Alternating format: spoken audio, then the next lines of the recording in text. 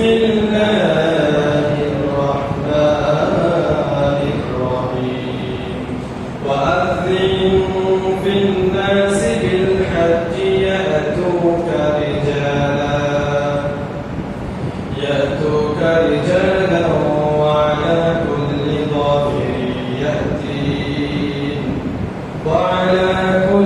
ضامر يأتين من كل فج عميق ليشهدوا منافع لهم ويذكروا اسم الله في أيام معلومات على ما رزقهم من بهيمة الأنعام.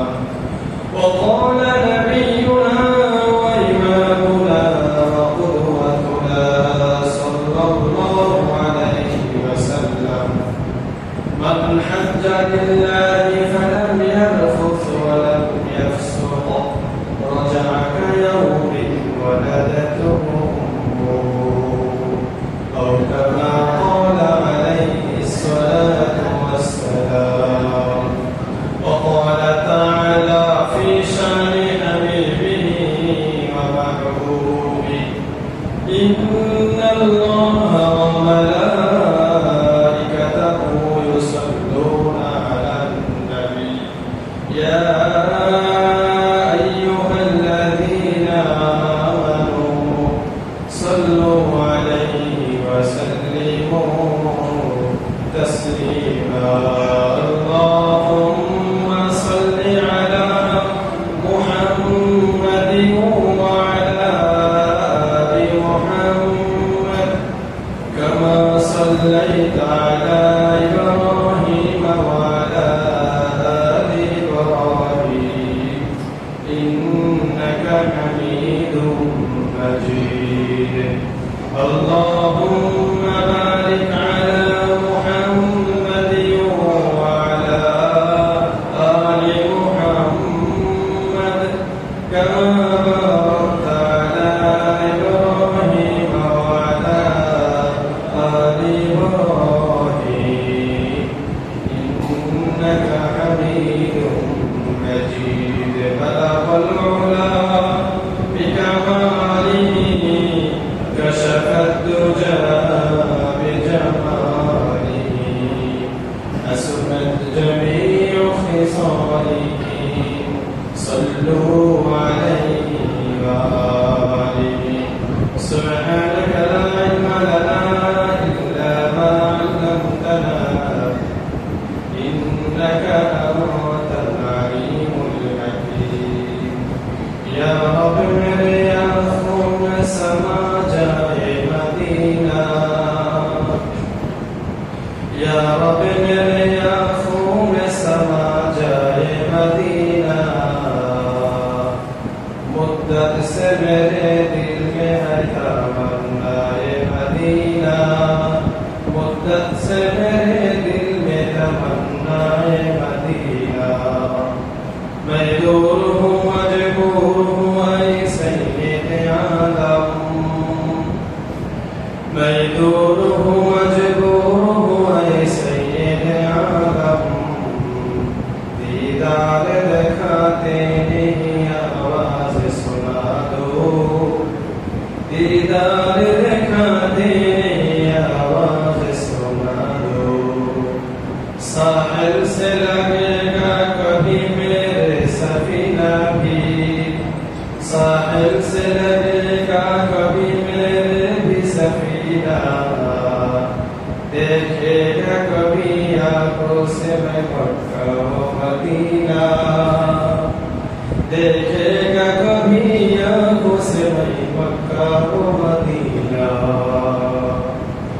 मुहतरम हाज़िरीन, सदर मुरब्बियान किराम, मुसल्लियान इज़ाम, दीन प्रिय, इस्लाम प्रिय, कुरान प्रिय, नबी प्रिय भाइया, মহান রব্বুল আলামিনের দরবারে লাখো কোটি শুকরিয়া যিনি অত্যন্ত আদর করে মায়া করে যাচাই করে বাছাই করে আজকে সপ্তাহের সর্বশ্রেষ্ঠ দিন জুমার দিনে আমাদেরকে আগামী মসজিদে আসার তৌফিক দান করেছেন। এজন্য শুকরিয়া তার সকলেই পড়ি আলহামদুলিল্লাহ। লক্ষ কোটি দরুদ ও সালাম বিশ্ব মানবতার মুক্তি तिरदूत आकाए मंदर ताजदार मदीना सरकार दो आलम सरवार दो आलम सरवार कायनात रहमतुल लिल आलमीन कुदवतुल लिल मुमिनीन इमामुल मुरसलीन खातमुन नबिय्यीन सय्यिदुस सक़लैन सय्यिदुल मुरसलीन हज़रत मुहम्मद मुस्तफा सल्लल्लाहु अलैहि वसल्लम मुहतरम नाज़रीन আজকে আমরা যে জুমায় উপনীত হয়েছি সম্মানিত মাস জিলহজ মাসের দ্বিতীয় জুমা। এই মাসটি যেভাবে সম্মানিত ঠিক হজের মাস হওয়ার কারণে আরো সম্মান বেশি বেড়ে যায়। আল্লাহ রাব্বুল আলামিন বলেন আল হাজ্জু আশহুরুম মা'লুমাত, হজ নির্ধারিত, হজের জন্য নির্ধারিত মাস আছে। অন্য যে কোনো সময় হজ করলে হজ আদায় হয় না। তো সেই নির্ধারিত মাসগুলো কি? নবীজি বলেন শাওয়াল, যুল কাদা, যুল হিজ্জা। শাওয়াল থেকে হজের কার্যক্রম শুরু হয়ে যায়, তারপরে জিলকদ, এরপরে জিলহজ মাস সামনে আসছে। তো সেই জিলকদ মাসের আজকে দ্বিতীয় জুমা। ইতিমধ্যে আমাদের দেশের প্রায় কয়েকটা ফ্লাইট, হজের ফ্লাইট হয়ে গেছে অলরেডি, অনেকজন হজে চলে গেছে। আরো অনেকেই যাবেন, এই মাসের মধ্যে অনেকেই হজ করতে যাবেন। তো হজের গুরুত্ব, প্রয়োজনীয়তা এবং হজ না আদায়, হজ যদি কেউ আদায় না করে তাওফিক থাকা সত্ত্বেও তার শাস্তি কি হতে পারে, তার ব্যাপারে নবী সাল্লাল্লাহু আলাইহি ওয়াসাল্লাম কি বলে দিয়েছেন, আজকে আমরা সে সম্পর্কে আলোচনা করব ইনশাআল্লাহ। হজ এটি একটি দৈহিক এবং আর্থিক ইবাদত। নামাজ শুধুমাত্র দৈহিক ইবাদত, শরীরের দ্বারা আদায় করা হয়। রোজা এটাও দৈহিক ইবাদত। যাকাত এটা আর্থিক ইবাদত, শুধুমাত্র অর্থ দিয়ে আদায় করতে হয়। আর হজ এটা এমন ইবাদত যেটার মধ্যে দৈহিক এবং আর্থিক দুটোটার মিশ্রণ আছে। শরীরের কষ্ট ক্লেশ সহ্য করতে হবে, আবার টাকা পয়সা খরচ করতে হবে। তো দৈহিক এবং আর্থিক ইবাদতের মিশ্রণ ঘটে একটা ইবাদত, আর এটার নাম হলো হজ। এই হজ এটা হলো রব্বুল আলামিনের পক্ষ থেকে বান্দাদের জন্য ভালোবাসার একটা নিদর্শন। হজের প্রতিটি কাজ, হজের প্রতিটি কর্ম পদক্ষেপ এগুলো প্রমাণ করে যে বান্দা আল্লাহ তাআলাকে অনেক বেশি ভালোবাসে এবং আল্লাহ তাআলা বান্দাকে খুব বেশি ভালোবাসেন। ভালোবাসার একটা দৃষ্টান্ত, ভালোবাসার একটা নমুনা পেশ করা হয় হজের মাধ্যমে। কারণ বাহ্যিকভাবে দেখতে গেলে দেখা যায় এই কাজগুলো ইবাদত হয় কিভাবে? এই খালি মাথায় একটা ঘরের চতুর্পাশে ঘুরবে, তো এটা একটা ইবাদত হইল। তারপরে এক পাহাড় থেকে আরেক পাহাড়ে দৌড়াদৌড়ি করবে, এটাও একটা ইবাদত হইল। পাথর মারবে, এটাও একটা ইবাদত হয়। যুক্তি দিয়ে বিবেচনা করলে দেখা যায় এগুলো কেমন ইবাদতের মতো লাগে না। তো সবকিছু যুক্তি নির্ভর না, বরং এই কাজগুলো ভালোবাসার নিদর্শন। একটা মানুষের ঘরের আশেপাশে আপনি ঘুরতে থাকেন, বারবার ঘুরতে থাকেন, কোন একটা উদ্দেশ্য না থাকলে এটা হয় না স্বাভাবিক। কোন ধনী ব্যক্তির বাড়ির কাছে গরিব বা অসহায় যারা আছে তারা বারবার যায়। উদ্দেশ্য কি? যে ওনার কাছে গেলে কিছু পাওয়া যাবে। তো ঘরের আশেপাশে ঘুরতে থাকে। ছেলে মেয়ে মা বাবা অবাধ্য হয়ে গেলে অনেক সময় ছোটবেলা মা বাবা রাগ করে ঘর থেকে বের করে দেন অথবা দূরে সরিয়ে দেন। তো বাচ্চারা কি করে? আবার আয়সা ঘুরতে থাকে, মায়ের আশেপাশে ঘুরতে থাকে। হজের ইবাদতটা এরকমই। আল্লাহ তাআলা বান্দাকে খুব কাছে নেওয়ার জন্য এই সিস্টেমটা চালু করেছেন। কোরআনের যে আয়াতটি তেলাওয়াত করেছি সূরা হজ, কোরআনের এই সূরার নামটাই হলো সূরা হজ। 114টি সূরার মধ্যে একটা সূরা আছে সূরা হজ। এই সূরাটা 17তম পারায় আছে। এই সূরার 27 নম্বর আয়াত এবং 28 নম্বর আয়াতে আল্লাহ তাআলা এই হজের ব্যাপারে আলোচনা করেছেন। এছাড়াও আরো অনেক জায়গায় হজের আলোচনা করেছেন। রোজার চাইতে বেশি আলোচনা হজেরই আছে কোরআনের মধ্যে। এই আয়াতের মধ্যে রব্বুল আলামিন হযরত ইব্রাহিম আলাইহিস সালামকে আদেশ করেছিলেন যে আপনি বাইতুল্লাহ যখন পুনর্নির্মাণ করলেন, কাবা শরীফ বানালেন, এখন আপনি একটা ঘোষণা দিয়ে দেন মানুষদের মাঝে, তারা যেন সবাই হজ করার জন্য চলে আসে। আল্লাহ রাব্বুল আলামিন বলেন ওয়াআযিন ফিন নাসি বিল হজ يأتوك رجالا وعلى كل ضامر يأتين من كل فج عميق হে আমার খলিল আমার বন্ধু ইব্রাহিম আপনি মানুষের মাঝে হজের ঘোষণা দিয়ে দেন তারা হজ করার জন্য বাইতুল্লাহ আসবে অনেক দূর দূরান্ত থেকে আসবে রিজালান পায়ে হেঁটে হেঁটে আসবে ওয়ালা কুল্লি দামিরিন অনেক বাহন নিয়ে বিভিন্ন যানবাহনে করে আসবে এমনকি আসতে আসতে বাহন সহ দুর্গম হয়ে যাবে অনেক দূর দূরান্ত থেকে আসবে ও খলিল আপনি মানুষের মাঝে হজের ঘোষণাটা দিয়ে দেন সুবহানাল্লাহ ইব্রাহিম নবী বললেন রব্বানা আলামিন আমি মানুষ হিসেবে আমার গলার আওয়াজ কতটুকু হবে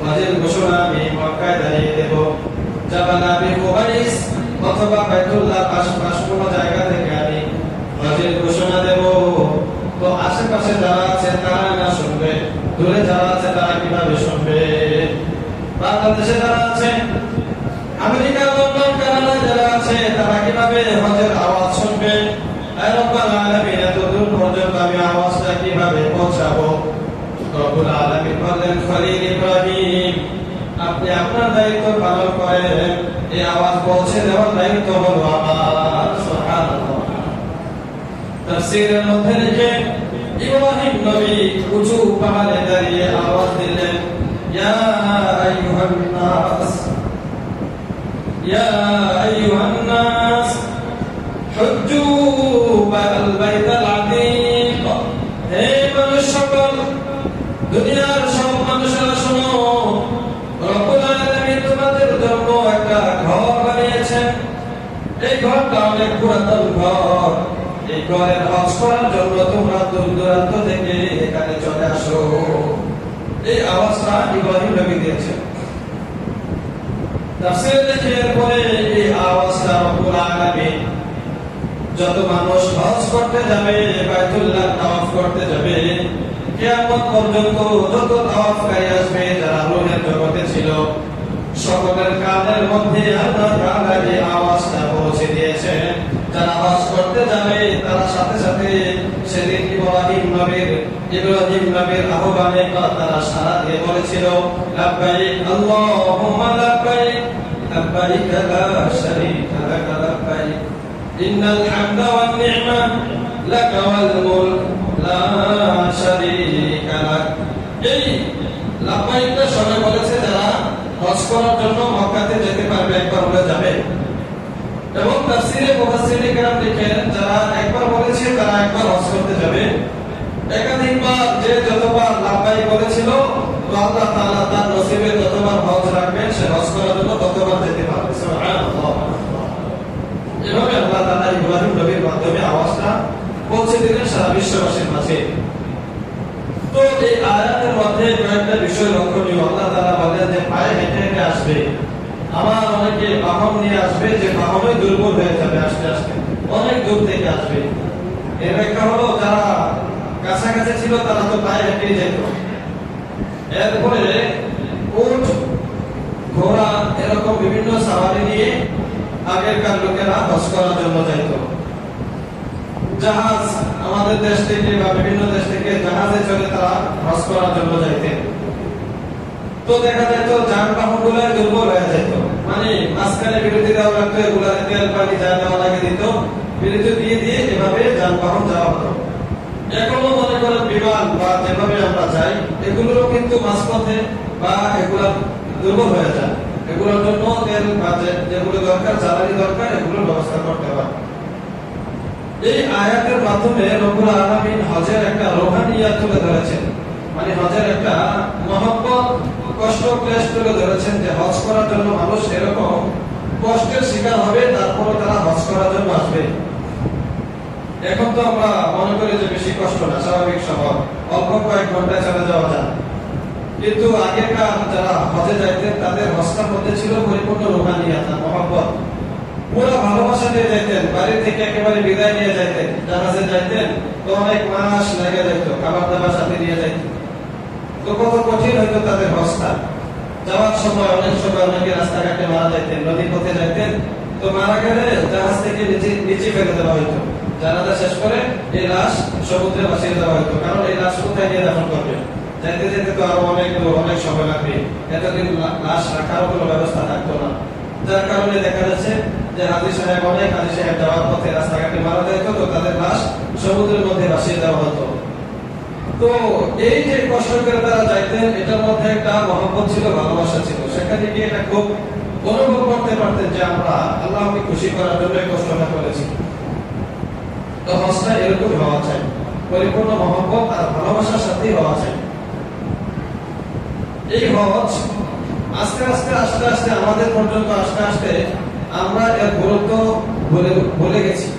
কিভাবে বলেছি? আমাদের কাছে দুনিয়ার চাকচিক্য আর সৌন্দর্য খুব বেশি প্রাধান্য পেয়েছে। আমরা দুনিয়ার ধন সম্পদকে খুব বেশি চিনে ফেলেছি, যার কারণে হজের গুরুত্ব এখন আমাদের মধ্যে নাই। এই যে হজ আল্লাহ তাআলা আমাদের উপরে ফরজ করেছেন, অনেক মানুষ পাওয়া যাবে যাদের উপর হজ ফরজ হয়ে আছে কিন্তু তারা হজ করতেছে না। কাদের উপর হজ ফরজ? কোরআনের রব্বুল আলামিন বলেন ওয়ালিল্লাহি আলান নাসি হিজ্জুল বাইত মান ইসতাতা ইলাইহি সাবিলা। রব্বুল আলামিন বলেন যাদের এই সামর্থ্য আছে, তৌফিক আছে যে তারা আল্লাহর ঘরে যেতে পারবে, আবার আসতে পারবে, আসা যাওয়ার খরচ তার কাছে আছে প্রয়োজনের অতিরিক্ত, তাহলে তার জন্য হজ্জে বাইতুল্লাহ ফরজ। এই পরিমাণ টাকা পয়সা আছে, যে টাকা পয়সা দিয়ে সে হজে যেতে পারবে, আবার আসতে পারবে, সেখানে খরচ চলবে, এই মাঝামাঝি সময় সংসারে খরচও চলবে, আসার পরেও কোনো অভাবে পড়তে হবে না, স্বাভাবিকভাবে জীবন যাপন করতে পারবে, তাহলে এই লোকটার জন্য হজ ফরজ করে দেওয়া হয়েছে। দেখেন এই আওতার মধ্যে আমাদের সমাজে কত মানুষ আছে, ইচ্ছা করলে উনি হজে যাইতে আসতে, তারপর ওইখানে যে খরচ হবে, এই মাঝামাঝি সময় ওনার পরিবারের যা লাগবে, এরপর আসার পরও ওনাকে আপত্তি হবে না মানুষের কাছে। এরকম লোক আছে না আমাদের সমাজে অনেক। বলবেন যে নগদ তো টাকা নাই, এই হজের জন্য নগদ টাকা পয়সা থাকা জরুরি না। যাকাতের মাসআলায় আমরা বলেছিলাম নগদ টাকা থাকতে হবে, অথবা ব্যবসায়ী মাল থাকতে হবে, অথবা স্বর্ণরূপা থাকতে হবে। কিন্তু হজের বেলায় এমন না। হজের বেলায় এগুলো থাকলেও হজ করতে হবে, এগুলো ছাড়াও আপনার যদি সম্পত্তি থাকে, ব্যবসা আছে, ব্যবসায়ী মাল সামান আছে, বা স্থাবর অস্থাবর সম্পত্তি আছে, এগুলো বিক্রি করলে আপনি হজে যেতে পারবেন, আসতে পারবেন, তারপর আসার পরও মানুষের কাছে হাত পাততে হবে না, স্বাভাবিকভাবে চলতে পারবেন, তাহলে আপনার উপরে হজ ফরজ। কথার কথা, আপনার 10 শতক জায়গা আছে, একটা টাকার ঘর আছে, তো এটা দিয়ে থাকতে পারতেছে, থাকার জন্য আর কষ্ট হচ্ছে না। অতিরিক্ত 10 শতক জায়গা আছে, এই জায়গাটার মধ্যে 1 শতক জায়গা বিক্রি করলে আপনি হজ করতে পারবেন। বর্তমান খরচ অনুযায়ী 7-8 লাখ টাকার মতো লাগে। তো 1 শতক জায়গা আমাদের এখানে 10-15 লাখের উপরে হয়ে যায়। তো সেই হিসাবে আপনি যদি 1 শতক জায়গাও বিক্রি করেন, আসা যাওয়ার খরচ সহ এবং পরিবারের খরচ সহ দিয়ে যেতে পারেন। কারণ হজে সাধারণত কয়দিন লাগে? 45 দিন বা এরকম 40-45 দিনের মতো সময় নেয়। এই সময়ের ভিতরে পরিবারে যত টাকা খরচ থাকবে এটাও তাদেরকে দিয়ে যেতে পারবেন, আসা যাওয়ার খরচ হবে, সেখানে খরচও চলবে, তারপরে আসার পরে মানুষের কাছে আপনাকে হাতও পাততে হবে না। এরকম লোক অনেক পাওয়া যাবে আমাদের সমাজে, কিন্তু আমরা হজ করতেছি না। কারণ আল্লাহুম্মুত তাকাসুর হাত্তা যুরতুমুল মাকাবির। রব্বুল আলামিন বলেন এই সমস্ত বিধিবিধান পালন না করার কারণ হলো দুনিয়ার আধিক্যের প্রতিযোগিতা, কার চেয়ে বেশি কামাই করতে পারবে, কার চেয়ে বেশি বড় দালান কোঠা করতে পারবে, কে বেশি জায়গা সম্পত্তির মালিক হতে পারবে, এই প্রতিযোগিতায় তোমাদেরকে উদাসীন করে রেখেছে, আল্লাহর বিধান থেকে দূরে সরিয়ে রেখেছে। হাত্তা যুরতুমুল মাকাবির, তোমাদের এই প্রতিযোগিতা চলতে থাকবে কবরে পৌঁছা পর্যন্ত। রব্বুল আলামিন বলেন দুনিয়ার প্রতিযোগিতা ভাবে চলতে থাকবে তোমাদের, এই প্রতিযোগিতা তোমাদেরকে ধ্বংস করে দেবে, তোমাদেরকে উদাসীন বানিয়ে দিবে। তোমাদের প্রতিযোগিতা শেষ হবে কবরে যাওয়া পর্যন্ত, কবরে যাওয়ার পরে এরপরে গিয়ে প্রতিযোগিতা শেষ হবে। মানে টাকা কামাই করতে আছে, বাড়ি একটা হয়েছে সারা না, আরেকটা কিনতে আছে, তো মেল ফ্যাক্টরি একটা হয়েছে, এটা চলে না, আরেকটা লাগবে, গাড়ি একটা হয়েছে, এটা সারে না, আরেকটা লাগবে, এভাবে দোকান একটা হয় না, আরো 2টা লাগবে। এরকম করতে কোথায় যায় থাকবে?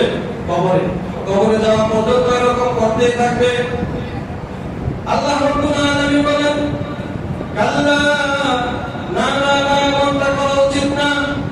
এরকম দুনিয়ার পিছনে পড়ে রবের হুকুম থেকে উদাসীন থাকা, ও বান্দা, তোমাদের জন্য উচিত হবে না। সাউফা তা'লামুন, শীঘ্রই তোমরা জানতে পারবা তোমরা কি ক্ষতিগ্রস্ততার মধ্যে পড়ে গেছো, কি ক্ষতিটার মধ্যে পড়তেছো। এখন তো বুঝতেছো না, কিন্তু শীঘ্রই তোমরা জানবা। মরার পরে অবশ্যই বুঝতে পারবা, হায় হায়, এত সম্পত্তি, জায়গা সম্পত্তি করে আসলাম, আরে স্ত্রী সন্তানদের জন্য কত কিছু রেখে আসলাম, আমার যে ফরজ বিধান ছিল হজ, এটাই আদায় করলাম না, যাকাত ছিল ফরজ, এটাও সঠিকভাবে আদায় করলাম না, আরে কি ভুলটাই না করলাম, তখন আফসোস করবে। এরপর রব্বুল আলামিন বলেন, সুম্মা কাল্লা সাওফা তা'লামুন, আবারও বলছি বান্দা, এমনটা করিও না, উচিত হবে না তোমার জন্য দুনিয়ার পিছনে পড়ে তুমি রবকে ভুলে যাইবা, এটা তোমার জন্য উচিত না। শীঘ্রই তুমি জানতে পারবা তুমি কি ক্ষতির মধ্যে পড়ে গেছো। সুম্মা কাল্লা সাওফা তা'লামুন, কাল্লা লাউ তা'লামুনা ইলমাল ইয়াকিন।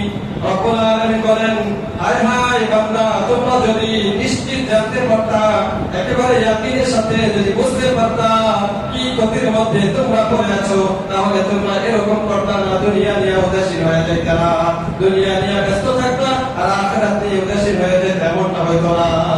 লা তারাবুন্নাল জাহিম, রব্বুল আলামিন বলেন, অবশ্যই অবশ্যই, দুইবার এখানে অবশ্যই অবশ্যই, লা তারাবুন্না, এই শব্দটার মধ্যে রাবল তাকিদ আছে। আল্লাহ বলেন, অবশ্যই অবশ্যই তোমরা জাহান্নামে দেখবা, জাহান্নামে উপস্থিত হইবা। দুনিয়ার মধ্যে মনে করতেছো চলি, একভাবে চলতেই তো আছে, দিন তো যাইতেই আছে। আল্লাহ বলেন, না, অবশ্যই জাহান্নাম কিন্তু দেখবা, জাহান্নাম থেকে বাঁচতে পারবা না। লাতারাবুন্নাল জাহিম সুম্মা লাতারাবুন্নাহা আইনাল ইয়াকিন, দেখবা একবার তুমি ইয়াকিনের সাথে স্বচক্ষে জাহান্নাম দেখে ফেলবা, তখন তুমি বুঝবা আসলে কি ক্ষতিটার মধ্যে পড়লা। দুনিয়াতে তো বিশ্বাস হয় না, মোল্লা মৌলবীরা মুর্শিদরা কবি এগুলো, আর এগুলো শুনতে লাভ নাই। কি এর জাহান্নাম, কি এর জান্নাত, মরার পরে সব শেষ। দুনিয়াতে যতটুকু করতে পারি না থাকি, দুনিয়াতে যতটুকু বাহাদুরি দেখাতে পারি, তাহলে বাইরে চেয়ে পারে, এভাবে চলতে আছে। রব্বুল আলামিন বলেন, এগুলো একটা সময় পর্যন্ত তোমাদের থাকবে, কিন্তু কবরে যাওয়ার পরে আস্তে আস্তে হারে হারে সবগুলো টের পাইবা। তাহলে এই প্রাচুর্যতা, প্রতিযোগিতা আমাদেরকে আখিরাত ভুলাই দিছে। প্রিয় ভাই, এখানে যারা আছে অনেকের উপরে হজ ফরজ, এখনো হজ করেন নাই, এরকম এখানে অনেক লোক আছে, হজ ফরজ হয়ে আছে, করেন নাই। মা বোনেরা, অনেকের উপরে হজ ফরজ, আমরা তো মনে করি মহিলাদের আবার কিসের হজ, কিসের যাকাত, কিসের কুরবানি, অথচ মহিলাদের দায়িত্ব যেমন নামাজ পড়া, স্বামীর খেদমত করা, শ্বশুর শাশুড়ি খেদমত করা, বাড়িঘর গুছিয়ে রাখা, সন্তানকে দেখাশোনা করা, এগুলো যেমন তাদের দায়িত্ব, ঠিক তদ্রুপ এর চাইতে আরো বড় দায়িত্ব হলো নামাজ, রোজা, হজ, যাকাত, কুরবানি। এগুলো শুধুমাত্র নামাজ তাদের শেষ না, ইবাদত। মহিলাদের উপরও কুরবানি ওয়াজিব, মহিলাদের উপরও যাকাত ফরজ, মহিলাদের উপরও হজ ফরজ। অনেক মহিলা আছেন, আমার মায়েরা আছেন, বোনেরা আছেন, তাদের কিন্তু স্বর্ণ আছে, তাদের কিন্তু কয়েক কোটি স্বর্ণ হয়ে যাবে। বর্তমানে এক কোটি স্বর্ণের দাম কত? 1.5 লাখের উপরে সম্ভবত, 2 লাখ, তাহলে 2 লাখের উপরে। তো এই স্বর্ণ বা রূপা আরো কিছু মিলাই অনেক, উনিও অনেক সময় দেখা যায় অনেক মায়েরা হজে যাওয়ার মতো খরচ দেখা যায় তাদের কাছে, কিন্তু হজ করতেছেন না। বছরটি বছর পার হইতেছে, হজ করতেছেন না। জামাই এটা বুঝতে দেয় না, মনে করেন তুমি সমস্যা নেই, তোমার এগুলা না বিক্রি করার দরকার নেই। মানে আমরা পুরুষরা এগুলো আমাদের মহিলাদেরকে বুঝতে দিই না, বুঝাইও না যে তাদের উপরে যে হজ ফরজ। কোরবানি আসলে এই 900 দেয়া, স্বামী কুরবানি দিয়ে দেয়, মহিলার পক্ষ থেকে, স্ত্রীর পক্ষ থেকে কুরবানি দেয় না। তারপরে যাকাত আসলো, মহিলার পক্ষ থেকে যাকাত আদায় করে না। হজের সময় মহিলাকে বুঝতে দেয় না যে তার উপরে হজ ফরজ হয়ে আছে। অনেক মা, বৃদ্ধ মা, বৃদ্ধা, তাদের উপর হজ ফরজ হয়ে আছে, কিন্তু সন্তানরা হজ করায় না। কারণ কি? হজ করালে টাকা শেষ হয়ে যাবে, তো এইগুলো আবার সন্তানরা পাইতো না। আশা আছে, অপেক্ষা আছে, মা মারা যাক, এরপরে সম্পত্তি আমরা ভাগ করে নিব, আছে। কিন্তু এরকম কথাগুলো অবাস্তব না, এগুলো বাস্তব কথা। বাবা বৃদ্ধ হয়ে আছে, বাবাকে হজ করায় না, সম্পত্তি গুলো সন্তানরা ভাগ করে নিব পরে, তো এই অপেক্ষা আছে, বাবার জন্য হজের ব্যবস্থা করে না, যে পরে এখন হজ করে 8-10 লাখ টাকা খরচ হবে, এগুলো থাক না, পরবর্তীতে আমরা ভাগযোগ করে নিব। মায়ের সম্পত্তি, বাবার সম্পত্তি ভাবে খাওয়ার জন্য সন্তানরা হাত করে বসে আছে মায়ের মতো, কিন্তু বাবা মার উপরে যে খরচ বিধানটা, এটা পালন করতেছে না। এজন্য প্রিয় ভাই যারা এখানে আছেন একটু বিবেচনা করেন, দুনিয়ার সম্পত্তির লোভে পড়ে এভাবে আল্লাহর বিধানকে অবজ্ঞা করা, আল্লাহর বিধানকে দূরে ঠেলে দেওয়া কোনোভাবেই উচিত হবে না। হজ অনেকের উপর এখানে ফরজ আছে, এই কথাগুলো ফিকির করবেন যে আমার উপর হজ ফরজ আছে কিনা।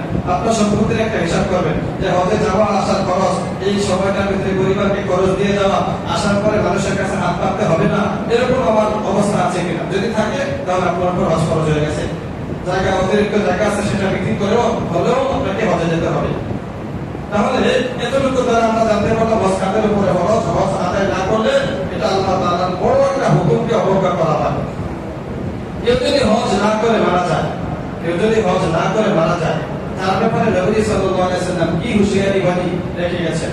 আল্লাহ নবী সাল্লাল্লাহু আলাইহি ওয়াসাল্লাম বলেন, মান লাম ইয়াহুজ্জা ক্বালা রাসূলুল্লাহ সাল্লাল্লাহু আলাইহি ওয়াসাল্লাম, মান লাম ইয়াহুজ্জা, যে ব্যক্তি হজ করলো না, তার উপরে হজ ফরজ ছিল এরপর সে হজ করলো না, ফালিয়ামুত ইয়াহুদিয়্যা ওয়া নাসরানিয়্যা, ইনশাআ ইয়াহুদিয়্যা ওয়া নাসরানিয়্যা, যার উপরে হজ ফরজ থাকা সত্ত্বেও হজ করলো না, হজ না করার কারণে সে মারা গেল, তো নবীজি বলেন সে মারা যাক, সে মরক, সে ইহুদি হয়ে মরক অথবা খ্রিস্টান হয়ে মরক, তার জিম্মাদারি আমি নিব না।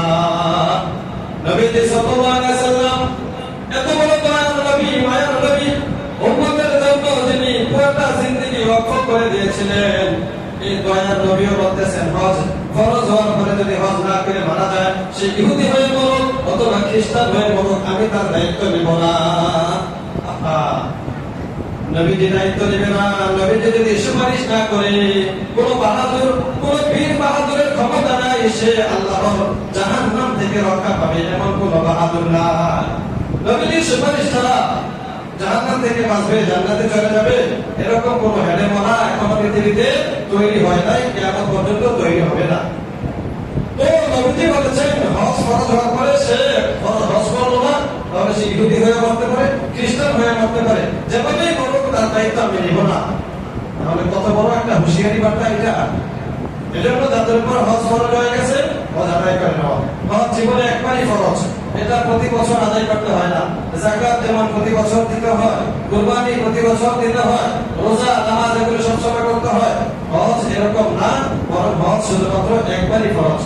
قال رسول الله صلى الله عليه وسلم يا أيها الناس فرض عليكم الحج, নবীজি বলেন হে মানুষ তোমরা জানো শোনো তোমাদের উপরে হজ ফরজ করা হয়েছে।